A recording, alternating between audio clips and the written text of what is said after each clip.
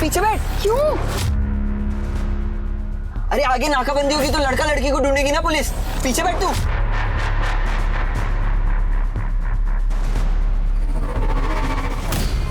बैठ बैठ, लेट जा लेट जा, जल्दी लेट।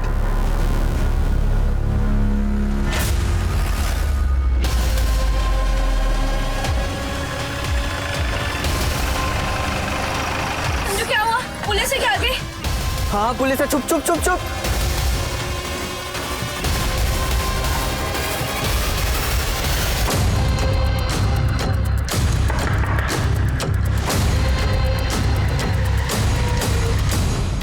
अंदर आ, जल्दी जल्दी।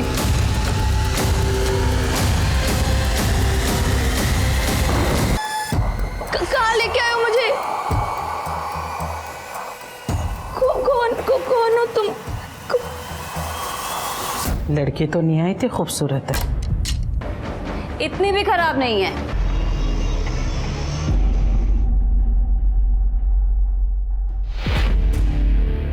अरे ये चाय की चाशनी है। क्या गुप्ता जी? तो क्या हुआ इसे देखो जरा, क्यों हॉर्न बजा रहा है? हे बंद करना, दारू पिया है क्या? बंद कर।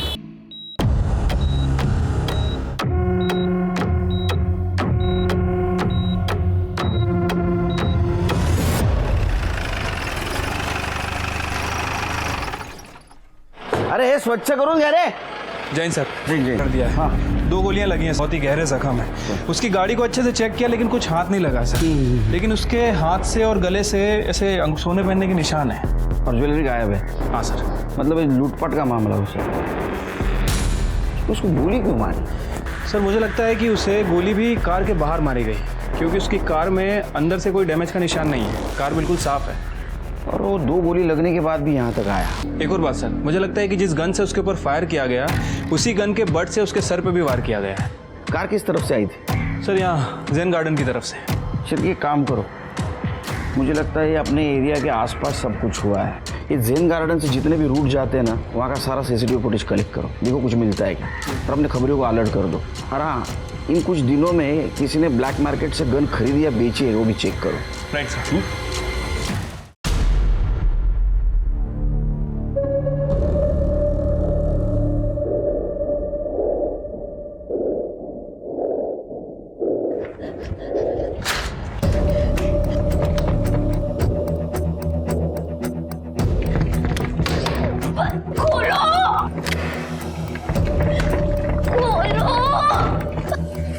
कोई फायदा नहीं है।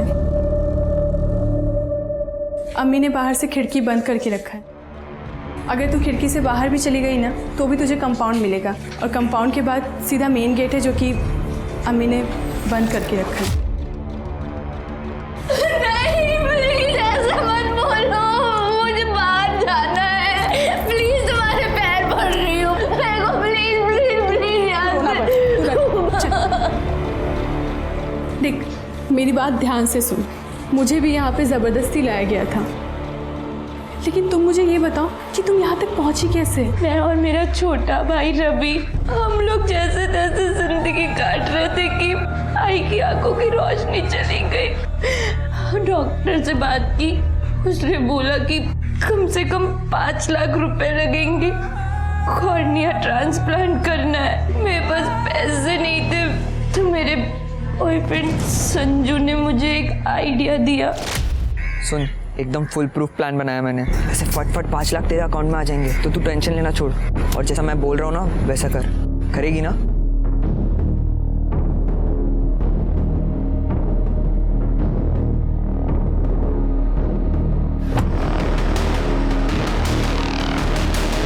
क्या बात है संजू, लोग तो तस्वीरों में खूबसूरत होते हैं। सब कुछ खो चुकी हूँ, सिर्फ मेरी इज्जत है दीदी। मुझे वो बचाने दो, उसके अलावा कुछ भी नहीं बचा मेरे पास। सुन, यहाँ पे किसी की इज्जत नहीं बचती है। यहाँ पे एक बार जो लड़की आ गई ना तो वापस नहीं जा पाती है। नहीं दीदी, मुझे जाना है, प्लीज दीदी प्लीज।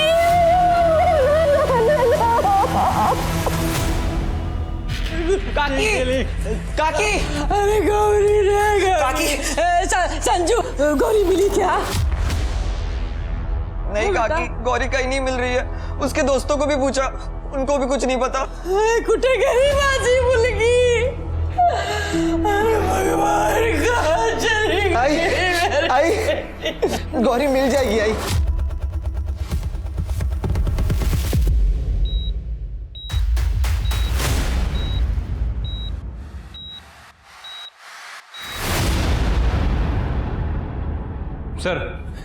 सर वो यतीम तो कोमा में चला गया।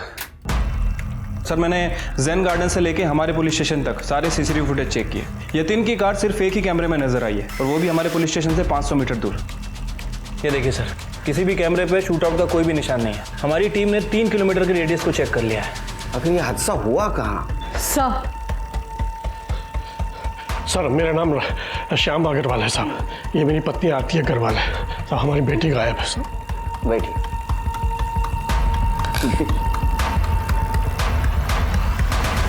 बोलो। सर हमारी बेटी मानसी कल शाम से घर नहीं आई। वो रोज की तरह काम पर गई थी। उसकी ऑफिस में लोगों ने कहा कि वो 4 बजे निकल गई थी, जैसे हमेशा निकलती है, पर अब तक घर नहीं लौटी। हमारी बेटी को ढूंढ दीजिए सर। आपकी बेटी कोई बॉयफ्रेंड, किसी के साथ झगड़ा, कोई उसको तकलीफ देता था?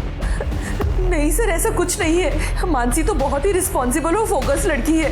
मानसी का फोटो, उसका फोन नंबर और उसके ऑफिस का एड्रेस और वो जिस रूट से जाती थी उसके सारे डिटेल्स दे देना। तृप्ति। जी सर, चलिए। सिर्फ मानसी का फोटो सारे शहर में सर्कुलेट कर दो। उसकी स्कूटी के डिटेल्स ले लो और आने जाने वाले रास्ते पे किसी ने कुछ देखा कि चेक करो। Right sir.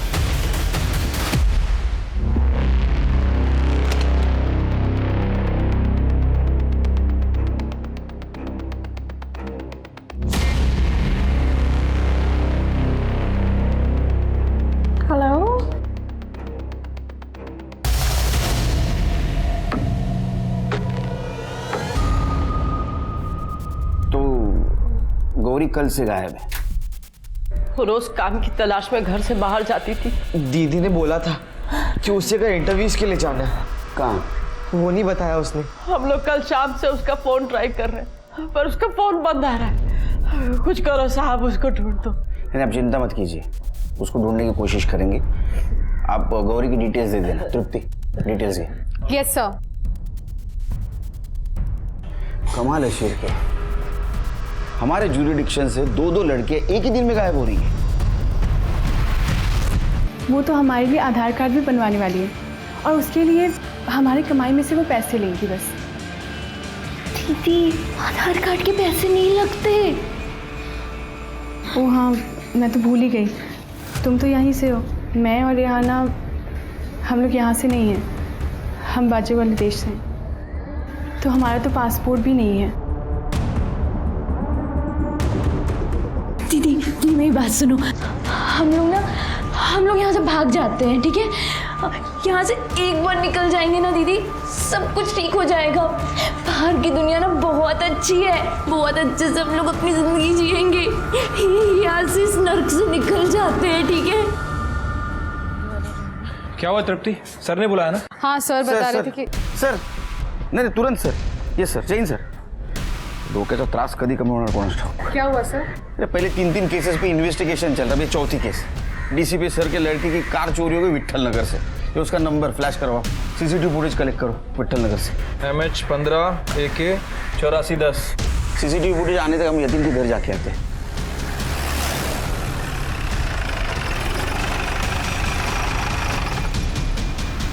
तो ताला लगा है, पड़ोसियों को बुला। कुछ नहीं मिलेगा साहब आपको उसके घर में। वो तो यहाँ कभी कभी आता था, और तो और उसकी माँ को भी उससे आशाधन ओल्ड एज होम में भेज दिया, बेचारी सावित्री। वो यहाँ सर सिर्फ अय्याशी करने आता था। जब भी यहाँ होता था तो ऐसी वैसी औरतें घर आती थी, वो भी आधी आधी रात को। किस लिए? साहब, इतना लिच्चड़ और कमीना आदमी मैंने आज तक नहीं देखा। फिर के ये अगर इस तरह का आदमी था तो मुझे लगता है इसके दुश्मन भी बहुत सारे होंगे। सही कह रहे हैं सर। एक तो हमारे सोसाइटी में रहता है राजन मंत्री, बिल्डर है। यतीन ने उसकी बेटी के साथ भी बदतमीजी की थी। जतिन दरवाजा खोल, मैंने बोला। काय रे? मेरी बेटी कहाँ है? कोई बेटी नहीं है। मैंने पूछा मेरी बेटी कहाँ है? नाना ने कहा कोई बेटी नहीं है।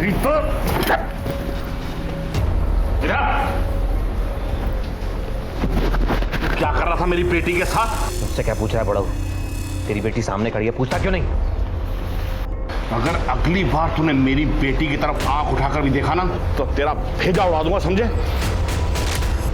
सर वो मैंने एक डांस रियलिटी शो में पार्टिसिपेट किया था, पर मैं वहाँ आउट हो गई। फिर यतीन ने मुझे कहा कि क्या मैं उसके सामने उसके घर आके डांस कर सकती हूँ, और उसके लिए वो मुझे काफ़ी सारे पैसे भी देने वाला था। तुम मान गई? हाँ सर, क्योंकि मुझे पैसे चाहिए थे। मेरे पापा बिल्डर हैं, पैसे वाले हैं, पर सर बहुत कंजूस हैं। यतीन ने तुम्हारे साथ कभी बदतमीजी करने की कोशिश या तुम्हारा फायदा उठाने की कोशिश की थी? वो मुझे गंदी नज़रों से देख रहा था, इनडायरेक्टली मुझे। अरे मुझे जाने दो, मेरी बेटी से कुछ भी पूछे जा रहे हैं। अरे मैं मेरे सामने बात करूं। इंस्पेक्टर साहब, आप यतीन के बारे में पूछ रहे हैं ना, उस दिन से हमारा कोई लेना देना नहीं है। अच्छा, तो गन दिखा के धमकी क्यों दी थी? उसको 2 गोलियां भी लगी है, तो कुछ ना कुछ लेन देन तो जरूर है। सर मैं मानता हूं कि मैंने उसे धमकी दी थी, लेकिन कोई भी बाप ऐसा कर सकता है क्योंकि उसकी बेटी के साथ ये सब हो रहा है। लेकिन मैंने उसके बाद उसे कुछ नहीं कहा सर। लाइसेंस है? हाँ सर। दिखाइए। जी।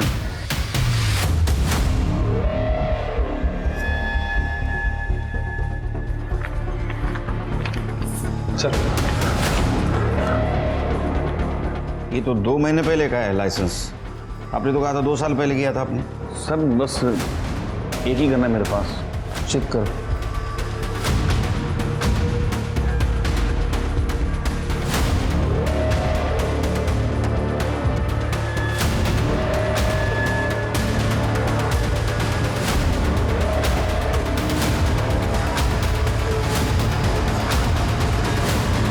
सर ये रही दूसरी गन। इसका लाइसेंस? सर मैं लाइसेंस के लिए वेट नहीं कर सकता था, इसलिए इसे मैंने ब्लैक मार्केट से लिया। इलीगल गन रखने के जुर्म में अंदर करो इनको, और दोनों गन बैलिस्टिक रिपोर्ट के लिए भेज दो। सर चलो। ठीक है सर, डीसीपी साहब की कार की लीड मिल गई है। सर ये फुटेज कल सुबह डीके रोड की है, जब डीसीपी साहब की बेटी कार ड्राइव करके विहाल नगर पहुंची। कार कहाँ पे गायब हुई हमारे पास वहाँ की तो फुटेज नहीं है, लेकिन थोड़ी देर बाद ये गाड़ी तांबेवाड़ी दिखाई दी और यहाँ जाके रुकी, और 15 मिनट बाद ये 2 आदमी बिना गोली लिए चले गए। ये घर किसका है? सर फरीदा अजीम का। शिरके, चलो चलते। तुम डीसीपी सर की कार को ट्रैक करना। जी सर।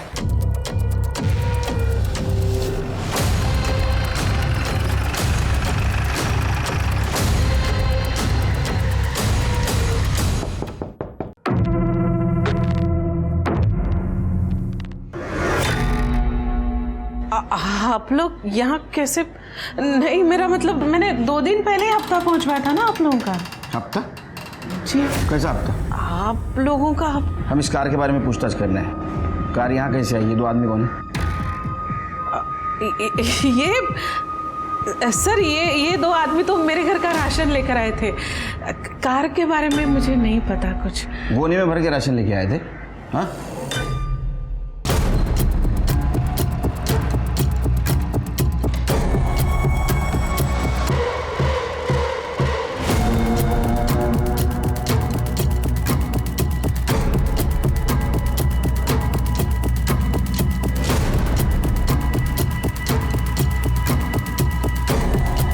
ये गौरी कहाँ चली गई?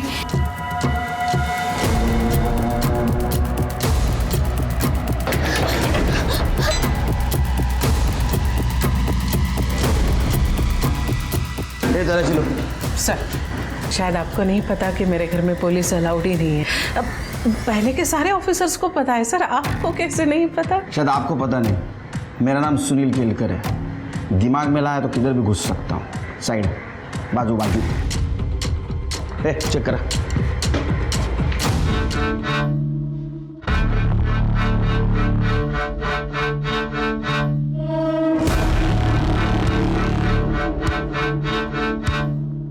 क्या सर, औरतों को मजलूम समझकर आप उसी को निशाना बनाते? अब क्या घर में कोई राशन भी नहीं ला सकता?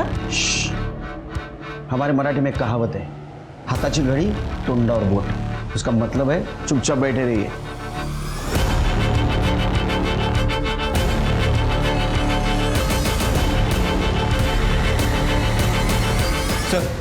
पूरा घर छान मारा लेकिन कहीं कुछ नहीं मिला। नहीं मिला ना कुछ? अब आप तशरीफ ले जाइए। क्या है ना, मुझे अभी खाना भी पकाना है। जितना खाना पकाना भी पका दो, क्योंकि बाद में जेल में पकाना है। चलो।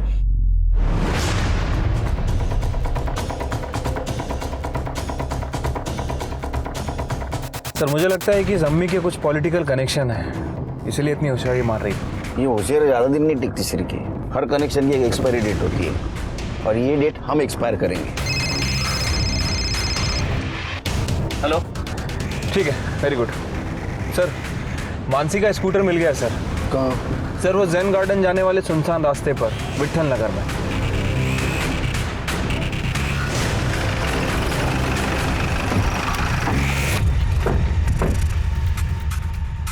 जरा चेक कर आसपास। सर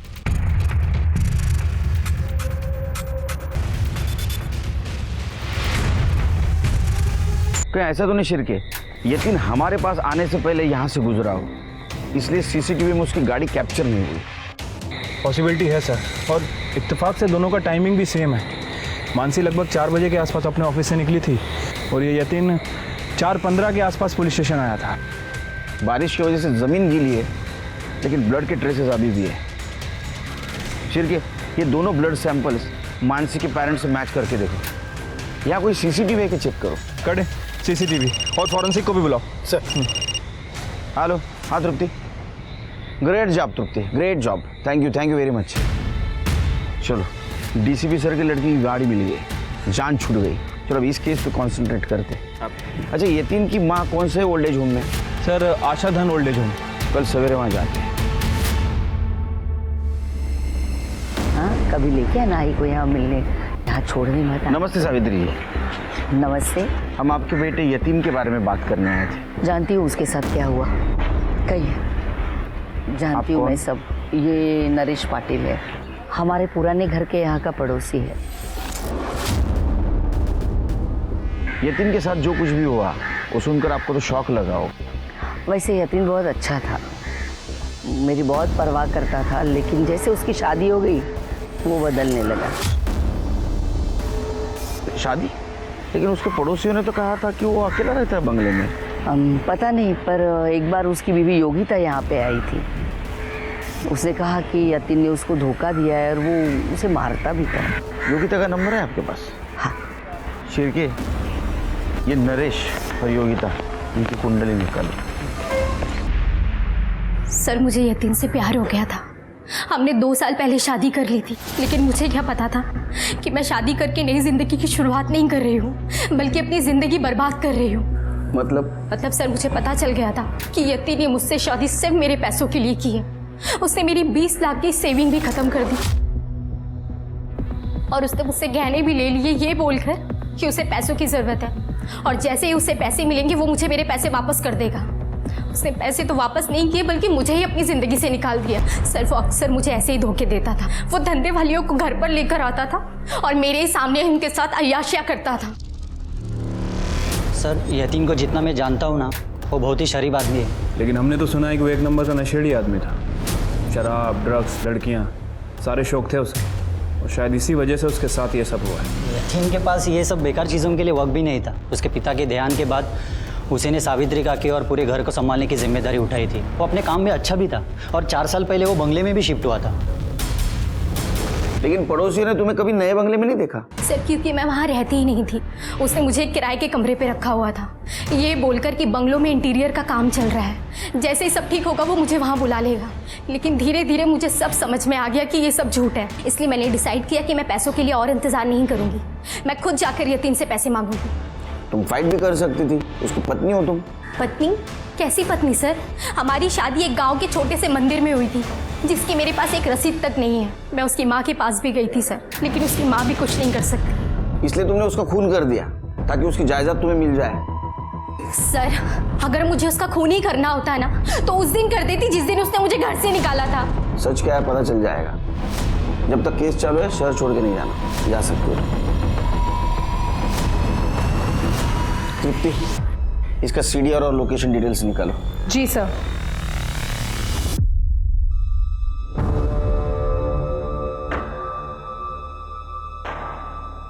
नरेश के हिसाब से यतीन अच्छा बेटा है और योगिता के हिसाब से वो झूठा और धोखेबाज है, वो उसे मारता भी था। सर, हॉस्पिटल से फ़ोन आया था, यतिन की डेथ हो गई है। हेलो, मैं डॉक्टर श्रीराम बोल रहा हूँ सिटी हॉस्पिटल से। यतिन इज नो मोर। अब ये मर्डर केस है, मंदिर की गन की बैलिस्टिक रिपोर्ट का क्या हुआ? सर, यतिन की बॉडी में मिली बुलेट्स उन दोनों गन से मैच नहीं होती। और सर, और एक चौंकाने वाली बात सामने आई है। और सर, हमें स्कूटी के पास जो ब्लड सैंपल मिला था उसमें से एक ब्लड सैंपल मानसी अग्रवाल का है और दूसरा यतिन का। मतलब हमारा शक सही निकला। जिस रोड पर यतीन पर गोली चलाई गई उसी रोड पर मानसी पर गोली चलाई गई। तो क्या यतीन पर जिस आदमी ने गोली चलाई उसी आदमी ने मानसी पर गोली चलाई? लेकिन क्यों? लेकिन सर हमने मानसी और यतीन के कनेक्शन को अच्छे से चेक किया, दोनों के बीच में कोई लिंक नहीं है। नहीं शिरके, ये दोनों केसेस में कनेक्शन जरूर है, लेकिन क्या? खाना खाया इसने? हाँ मैं खाना खा लिया। चलो अच्छा है, आज इसे ताकत की सख्त जरूरत है। कस्टमर आने वाला है, तैयार कर इसे। पहली नजर में कस्टमर के होश उड़ जाने चाहिए, समझी? समझी?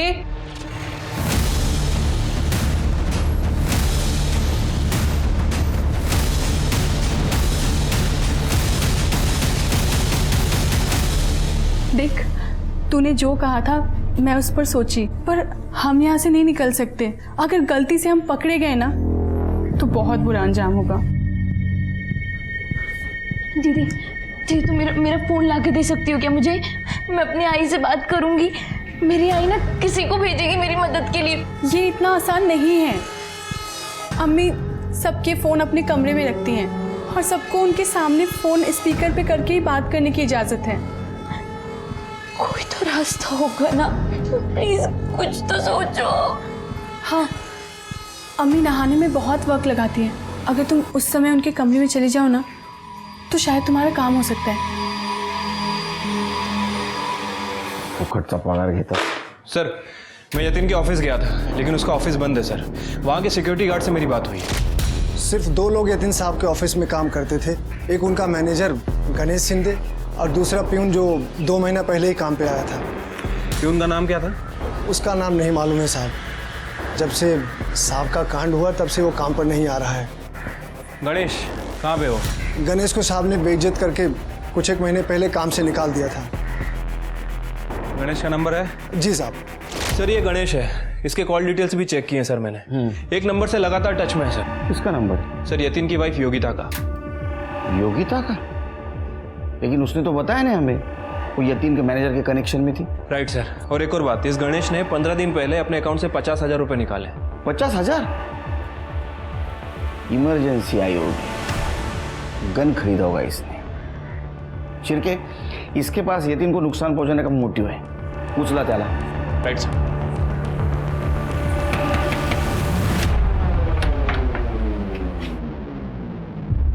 साहब आप यहाँ? कौन आया है? तो कामते मैडम भी यहीं पर हैं? साहब वो कामटे मैडम तो बस मिलने आई थी। अम्मी मिलने ही आए हैं। कड़े तलाशी लो।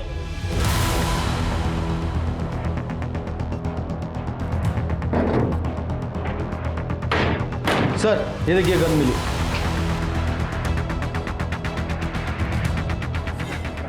तो इस गन से उसका मर्डर किया तुम दोनों ने? हाँ साहब, मैं पिछले 3 महीने से योगिता को जानता हूँ। जब वो पहली बार सेठ जी से मिलने आई थी। प्लीज प्लीज मुझे पैसे दे दो ना यतीन, मुझे बहुत जरूरत है। क्या मुसीबत गले पड़ गई है। गणेश, इस औरत के मुंह पे 500 रुपए मार, जा यहाँ से। और ऐसे मत दियो, वाउचर पे साइन करा लेना, वरना तेरी तनख्वाह में से काट लूंगा, समझा तू? साहब मुझे इसके लिए बहुत बुरा लगा था, और फिर बाद में हम दोनों ने एक दूसरे का नंबर ले लिया और जल्दी हमारी दोस्ती हो गई। इतनी गहरी दोस्ती कि यतीन ने तुम्हें जॉब से निकाल दिया, फिर तुमने बदला लेने के लिए गन खरीदी और उसको मार दिया। हमने सेठ जी का खून नहीं किया साहब। सर हम गन लेके यतीन को धमकाने उसके घर जरूर गए थे ताकि वो हमारे पैसे वापस कर दे, लेकिन हमारा प्लान धरा का धरा रह गया। उससे पहले ही उसे किसी ने मार दिया, पर हमने नहीं मारा। हमने सच में नहीं मारा सर उसे। सच क्या है झूठ क्या हम सब पता कर लेंगे। चिरके इलीगल गन रखने के जुर्म में इसको अरेस्ट कर लो और इसकी गन बैलिस्टिक रिपोर्ट के लिए भेज दो। हेलो, क्या? ठीक है, हमारा है सर। सिन्नर के जंगल के पास एक लड़की की बॉडी मिली है।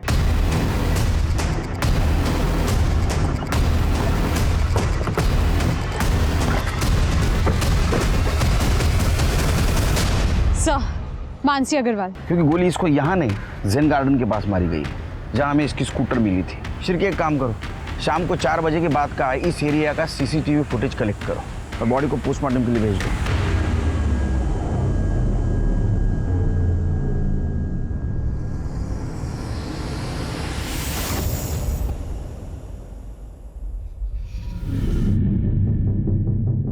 उस तरफ वाले पहले ड्रॉर में, लेकिन ध्यान से।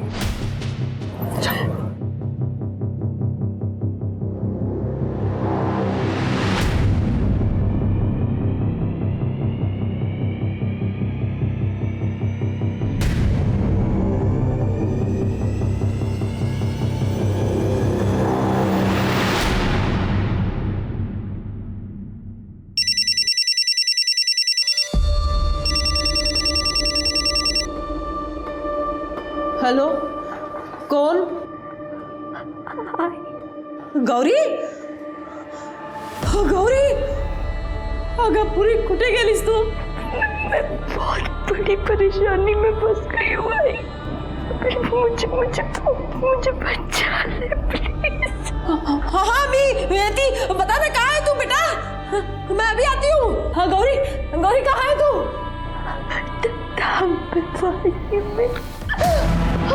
हेलो गौरी, गौरी, रवि, रवि, रवि, रवि, रवि। मैं तो कहती हूँ ना कि शबनम का 2 दिन के लिए खाना पीना बंद करो। सर, यतीन के पड़ोसी शोभा से उसके ज्वेलर्स की डिज़ाइन मिल गई है। मैंने लोकल ज्वेलर्स में इंक्वायरी भी की है। सर, हो सकता है कि किसी ने वो जेवर बेचने की कोशिश की। गुड शिरके, कातिल तक पहुंचने के लिए हमें हर एंगल को अच्छी तरह से छानना होगा। मुझे लगता है सावित्री से एक बार मिलना पड़ेगा। सर, गौरी का फ़ोन कुछ देर पहले एक्टिवेट हुआ था और उसने अपनी माँ के साथ बात भी की थी। उसका फ़ोन ट्रैक करो। जी सर। तुम सावित्री जी से मिलो, हम लोग पद्मा जी को मिल के आते हैं। Right sir.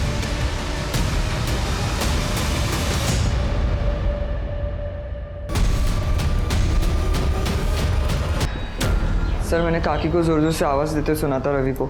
फिर अचानक बहुत ज़ोर से गिरने की आवाज़ आई और मैंने इधर आके देखा तो काकी गिरी हुई थी। सर, रवि भी तभी आया था। तुम्हारा नाम? संजू सर। कहाँ रहते हो? सर, इधर ही पास में। तृप्ति, मोबाइल अपने कस्टडी में ले लो, उसको IT डिपार्टमेंट को भेजो। जी सर। कर दे, बॉडी पोस्टमार्टम पाठव।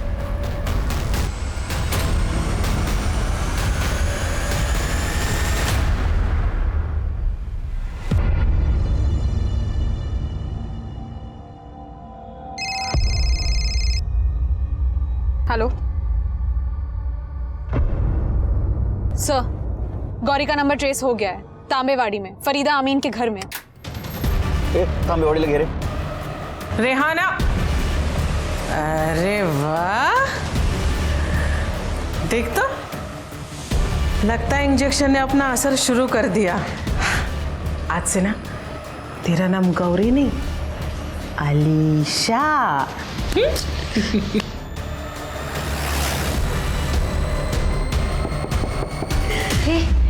लगता है इसका कस्टमर आ गया। ये तुम दोनों अपना रोना धोना बंद करो। चल इसका थोड़ा ठीक कर, जल्दी कर। गौरी कहाँ है? सर, कौन गौरी? बताओ, कहाँ है गौरी? घर छान मारो, मुझे गौरी चाहिए। कहाँ है गौरी का कमरा? चल। अरे तुम लोग फिर से आ गए। मैं अभी तुम लोगों का सबक सिखाती हूँ। फोन ले उसका।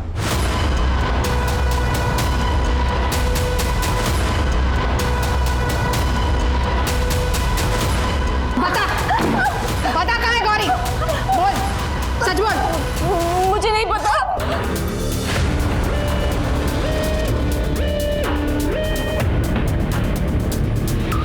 सर, इधर आइए जल्दी।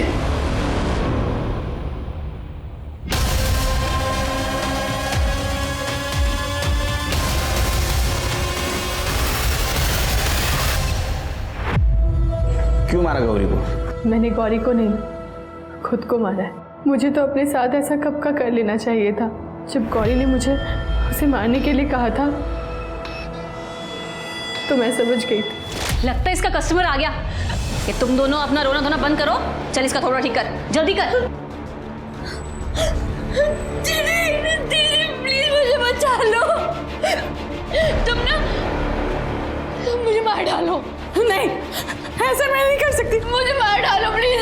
मैं मरना चाहती हूँ। प्लीज दीदी प्लीज मुझे मार डालो। दीदी मुझे बिल्कुल दर्द नहीं होगा, कोई तकलीफ नहीं होगी। प्लीज।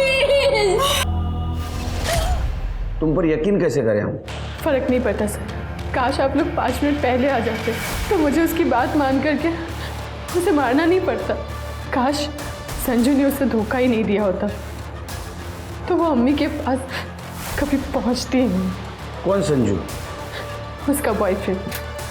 गौरी ने तुम्हें क्या क्या बताया? मुझे सब कुछ जानना है, बता। अभी झूठ बोलने कुछ फायदा नहीं, समझा ना? तू गौरी के टच में था, तुम दोनों का लोकेशन भी सेम था, विट्ठल नगर के पास, और उसके बाद में गौरी का मोबाइल बंद हो चुका था। और हमें यह भी पता है कि तूने गौरी को बेचा। सिर्फ एक बात समझ में नहीं आ रही है, तूने अपने बॉस यतीन को क्यों मारा? सर आई शपथ सर, यतीन सेठ को मैंने नहीं मारा सर। मैं जानता था वो बहुत बड़ा ठरकी है और लड़की के लिए कुछ भी करेगा, इसलिए मैंने ये प्लान बनाया था सर। ये लड़की को पैसे की सख्त ज़रूरत है एकदम। आपको तो आगे बात करूं। रियली? कब तक मिल जाएगी? सेठ 1 हफ्ते का टाइम दो। डन। सुन, यतीन सेठ ना तेरे लिए हो गया, अब आगे का तेरे को संभालने का है। संजू मुझे ना बहुत गंदा लग रहा है ये नेल पेंट लिपस्टिक लगा के। अगर कुछ प्रॉब्लम हो गई तो? अरे कुछ नहीं होगा, और काकी का इलाज कराना है ना तेरे को।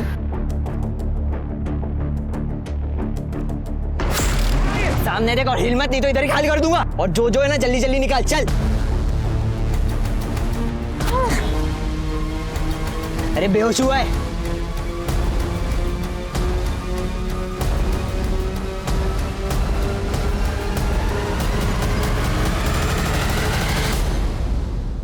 लेकिन आई शपथ सर, मैंने सेठ को नहीं मारा सर। सर मैं तो उधर से निकल रहा था, जब मैंने देखा था सर वो बेहोश था बस। और सर मेरे पास वो गन भी नहीं थी सर। अब तेरे को डबल फटके मिलेंगे। चल सर सर मैंने कुछ नहीं किया सर। सर आज मैं सावित्री से मिला। सर उसने तो अपना अवतार ही बदल लिया। अच्छा हुआ यतीन मर गया, वैसे भी वो जीने के लायक ही नहीं था। और जब मैं वहाँ से बाहर निकल रहा था तो मैंने ओल्ड एज होम में वकीलों को जाते हुए देखा, और जब मैंने इंक्वायरी की तो पता चला कि वो सावित्री के लिए वहाँ गए हैं। सर ये सावित्री यतीन की सारी जायदाद अपने नाम करवा रही है। और हम सोच रहे हैं कि योगिता सब कुछ जायदाद के लिए कर रही है, लेकिन उसको नहीं मिल सकती प्रॉपर्टी, क्योंकि उसके पास शादी का कोई प्रूफ नहीं है। सावित्री को प्रॉपर्टी मिल सकती है। Right sir. और एक और इंटरेस्टिंग बात, इस सावित्री के ओल्ड एज होम के जितने भी बिल हैं ये कोई और ही भर रहा है। नरेश पाटिल, पड़ोसी का लड़का। सर वो पड़ोसी का लड़का नहीं है, वो सावित्री का सौतेला बेटा है। क्या? ओ हेमा जी आइए। यतीन को जन्म देने के बाद मेरे पापा का इनके साथ अफेयर हुआ था, पर आई ने मुझे कभी छोड़ा नहीं। यतीन ने आई को ओल्ड एज होम में डाल दिया। एक बात बता, तूने यतीन को मारा क्यों? अब मना करने से कुछ फायदा नहीं, क्योंकि 4 जुलाई की तेरी जो लोकेशन है वो उसी जगह की है जहाँ यतीन का मर्डर हुआ। और तेरे घर से जो गन मिली, उसी गन से यतीन और मानसी दोनों का मर्डर हुआ। नरेश ने यतीन को मेरे कहने पे मारा। नरेश को पैसों की ज़रूरत थी। यतीन के मरने पे मुझे बहुत सारा पैसा मिलता और वो सारा पैसा मैं नरेश को दे देती। क्या हुआ उस दिन? मैं यतीन का रूटीन समझने के लिए उसका पीछा कर रहा था। जब मैंने देखा तो एक लड़का लड़की उसे लूटकर भाग गए। तो आई का ख्याल क्यों नहीं रखता है? आई ने मुझे बोला है कि तुझे मैं जान से मार दूँ ताकि सारी प्रॉपर्टी मेरे नाम हो सके, और मैं तुझे अभी भी मार सकता हूँ, और सारा इल्ज़ाम उस लड़का लड़की के ऊपर आएगा जो अभी तुझे लूटकर भाग गए। यतीन मुझे तुझे सिर्फ यही बताना है कि तू आई का खाली ध्यान रख। और हाँ, मुझे कुछ पैसों की ज़रूरत है, मुझे उधार चाहिए। उधर साले, उधर बाहर। पैसा चाहिए? भूल मत, तू एक नाजायज औलाद है। सबको खैरात नहीं है मेरे पास बांटने के लिए। शांत हो जा यतीन, अब बस कर। उंगली किसे दिखा रहा है? सबको पता है तेरी आई बाजारू औरत है। आई के खिलाफ कुछ मत बोलना। चला जा, नहीं तो तू भी जाया हो जाएगा।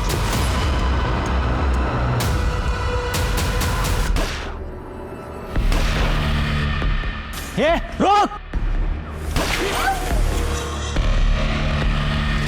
चल हाथ गए हम।